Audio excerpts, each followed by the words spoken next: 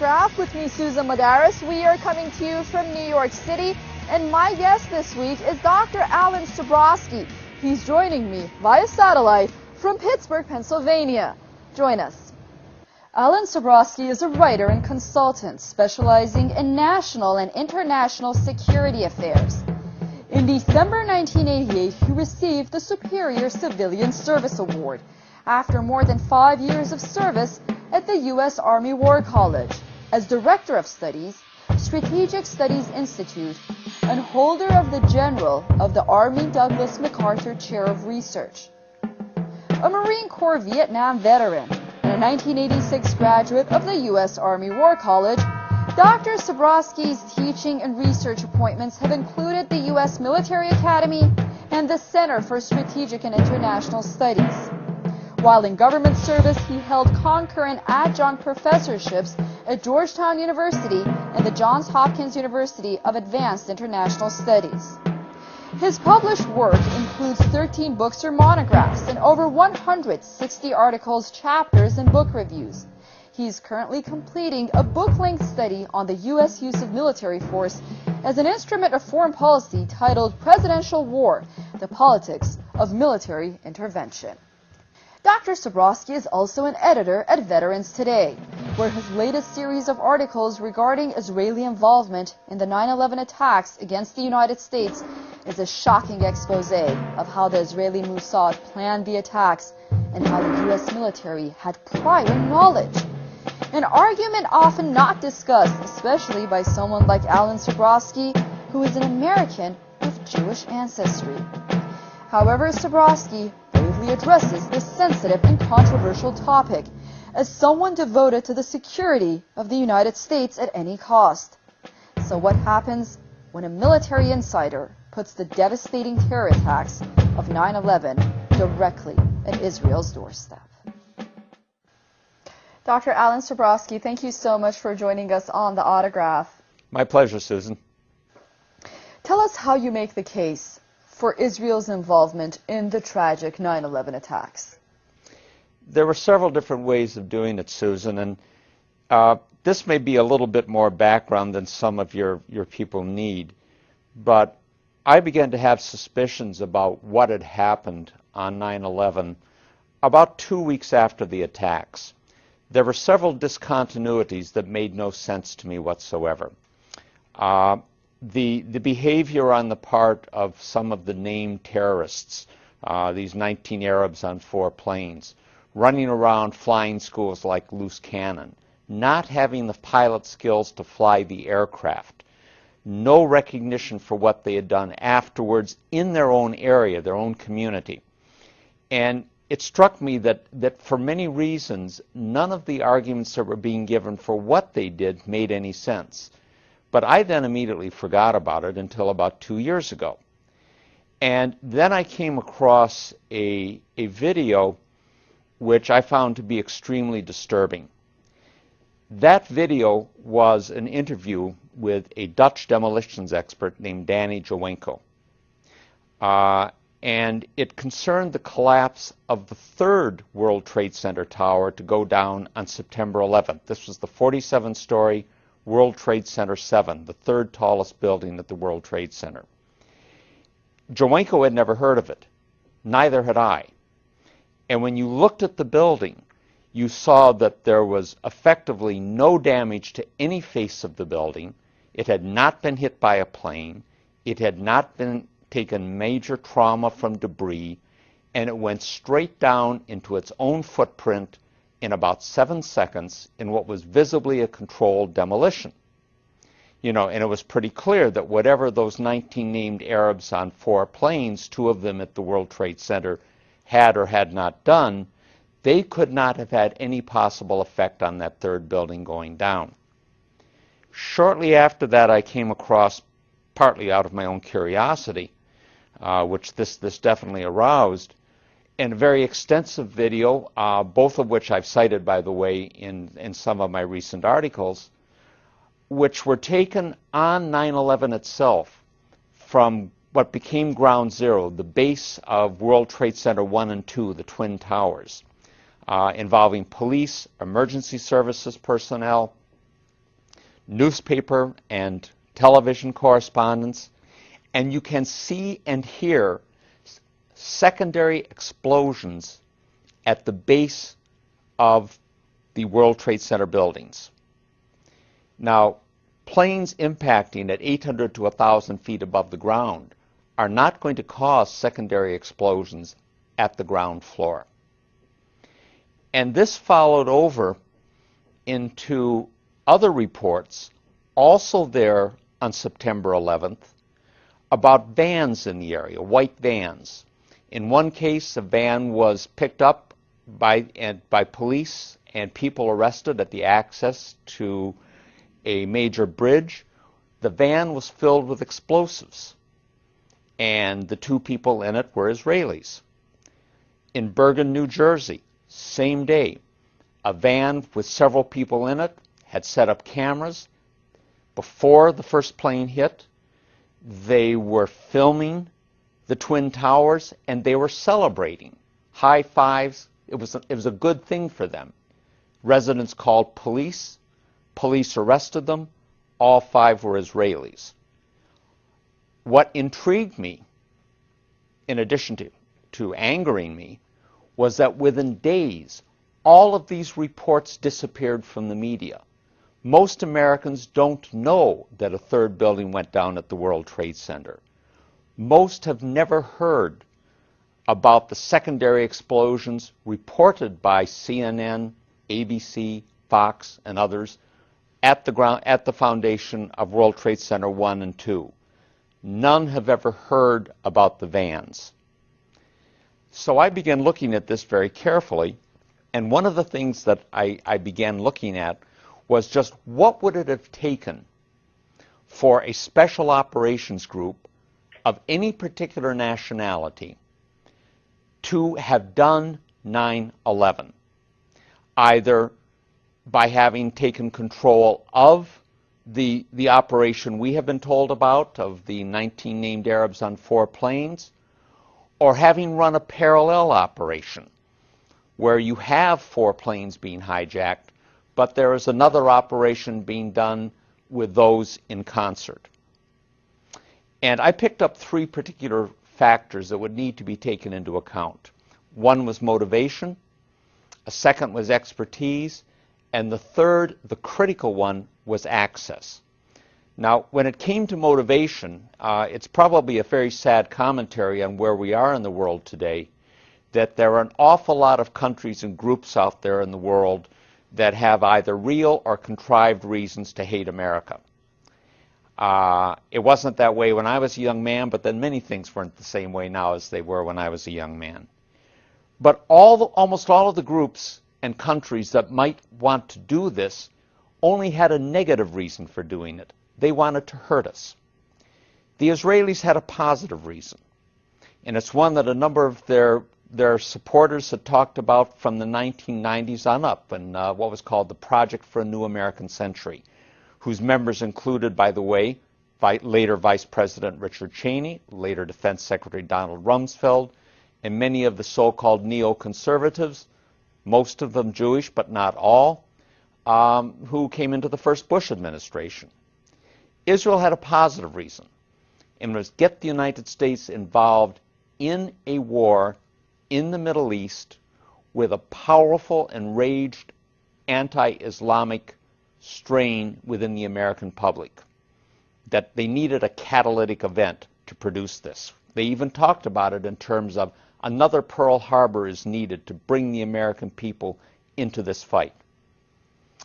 The second was expertise. Lots of expertise out there. Bringing buildings down and controlled demolitions is something that almost any intelligence agency of any country in the world can do or can contract. There are many private agencies that do this. But one thing is absolutely clear.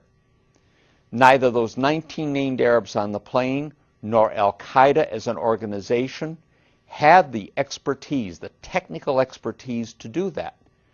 And there is one very clear proof of that. If Al-Qaeda and its affiliates had had the ability to wire even one building for a controlled demolition at the World Trade Center, much less all 3 of them, the so-called green zone in the heart of Baghdad would have been a pile of rubble. And it wasn't. But the last is access. The World Trade Center security was an Israeli-owned company. Security at all three of the airports from which the 4 aircraft on 9/11 departed, ICTS, was an Israeli security company. That security company, by the way, also had security at the airports in Paris and Amsterdam later, from which the so-called shoe and underwear bombers departed. The security company at the World Trade Center had 24/7 state-of-the-art electronic surveillance and foot patrols. Wiring a building for a controlled demolition, and I must confess here, this is not my specialty. I have heard what people who do this for a living have said about it, but it is not my specialty. But the description of it in the video of Danny Jawenko that I mentioned to you is a very good one on this. And he described it in which if you needed to do it in a few hours, you would need 30 to 40 people, fewer if you had more time, cutting open the walls, literally cutting open the walls, all the way around the building, implanting the explosives, running detonator cord and cable, wires to put them to a control system, coordinating all of this activity. This is not something that involves the casual bringing in of a briefcase and leaving it at the foot of a building's elevator and going out again. This is extensive work, and it would require the type of extensive sustained access that could not go unremarked by the security forces in place on this. They also needed the ability to evade apprehension and to have their escape concealed. And they had that done. All of the Israelis who were apprehended in those vans were later released in about 2 months at the direction of Michael Chertoff, then the second director of Homeland Security, a dual U.S.-Israeli national. There is no mention of them in the mainstream media, which is largely Zionist-owned. All of the major networks, all of the major national newspapers, all 3 of the weekly news magazines, all of the major political journals, most of the major publishing houses. It simply didn't happen. The only thing that happened on 9/11 that was discussed in the media, that have been accepted by the government, that was described in the 9/11 Commission, are 19 named Arabs on 4 planes bringing down 2 buildings. And the rest of it, in Orwellian terms, has become a non-event and a non-story. And you know, since you just pointed to the 9/11 Commission report, there is an understanding that the primary motivation for 9/11 was U.S. support for Israel's brutal oppression of the Palestinians, also conveyed in the 9/11 Commission report. I guess my question is, how are these 2 incidents or theories, so to say, related? And, you know, there are those that will brush off your argument as a conspiracy theory. Are you concerned? I don't think that's so much of a conspiracy theory. I was smiling when you said that because to tell a bit of a story on this, back in the early 80s when I was in Washington at the Center for Strategic and International Studies, one of our visitors for a luncheon talk was a young gentleman then named Francois Heisbourg. Heisbourg was the special assistant to French President François Mitterrand. And I don't know how the subject came up, but he said, you know, Americans never see conspiracies anywhere. We French, he said, we see conspiracies everywhere. And both of us are wrong. This is not a conspiracy in the sense that it is usually used, the word is usually used, which is to denigrate an opposing argument. When someone in the United States says that that's a conspiracy or that's a conspiracy theory, by definition they mean it is irrational, illegitimate, and without proof. All I would suggest to people is that you look at the films of WTC-7, that third tower going down on September 11th. You look and listen to the reports on September 11th with the secondary explosions. These are not fantasies. They happened. You look at the reports on September 12th of the apprehension of Israelis with vans of explosives and cameras filming the events on September 11. These are not fantasies. And you look at the people riddling the American government, all of the Middle East people in State Defense and the National Security Council, Deputy Secretary of Defense Paul Wolfowitz, Undersecretary of Defense for Policy Douglas Feith, who used to be a friend of mine, by the way, from Philadelphia. These people were all part of the neoconservative movement. Many of these people are dual U.S.-Israeli nationals. All of their primary allegiance is to Israel. In a recent article, Sabrosky explains why he is anti-Israeli. He notes, because of what it has done to the U.S. in the furtherance of its own goals. The USS Liberty incident and 9/11 obviously stand out. And because of the leverage it has acquired over the U.S. government and its policies through the machinations of the domestic Jewish community here. My concern is that I don't much care about other people or other countries. I don't hate anyone in particular. I don't like anyone in particular. I'm an American. My loyalty is strictly to the United States. And I don't care what my ethnicity is or what my ancestry is. My allegiance is that. And my concern is only whether something helps or hurts the United States. And I think anyone who's a citizen of any country can very properly have similar feelings toward their country. What I'm concerned about is what is done to hurt America. And it is very clear that over a period of the last 40-odd years, that the penetration of the American political process, the effective subordination of the Congress in particular to Israel, when an Israeli prime minister can get 29 standing ovations from a Congress that can't give that much support to one of their own presidents, no matter how outlandish the statements, you have something as close to a puppet agency as you're going to find.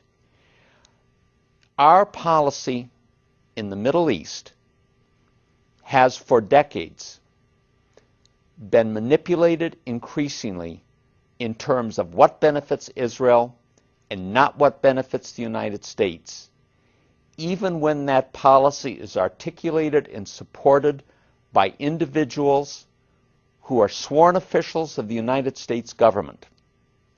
And to me, when a sworn official of the United States government, whether or not that person has dual Israeli citizenship, manipulates American policy, contrives crises and tragedies like 9/11, contrives wars like Afghanistan and Iraq, and now tries to get us into a war with Iran, all in the service of Israel, spending American lives in that process, they commit high treason, and they need to be treated in that manner.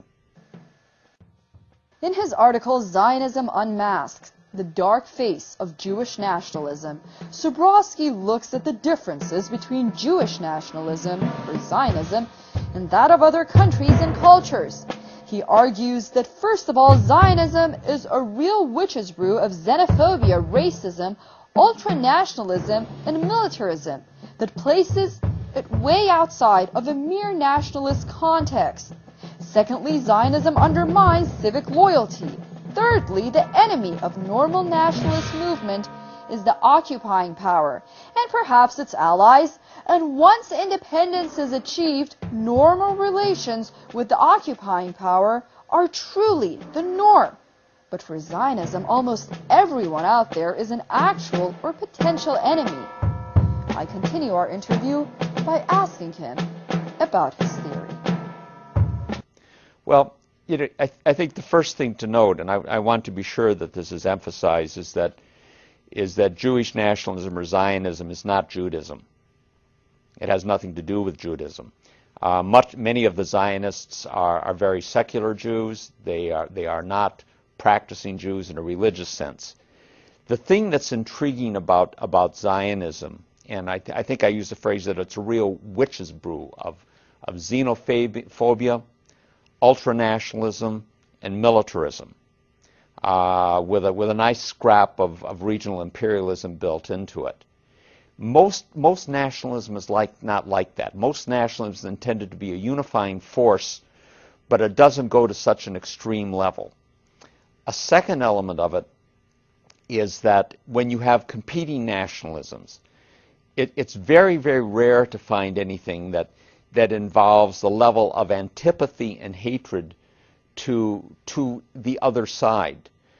Sabrosky believes that Americans should see where they stand now, what should be done, and where America must stand if it wishes to alter the world Zionism has contrived. While he paints a realistic picture of what the current situation is, he addresses why so many attempts to contain Zionism in the U.S. have failed throughout the years.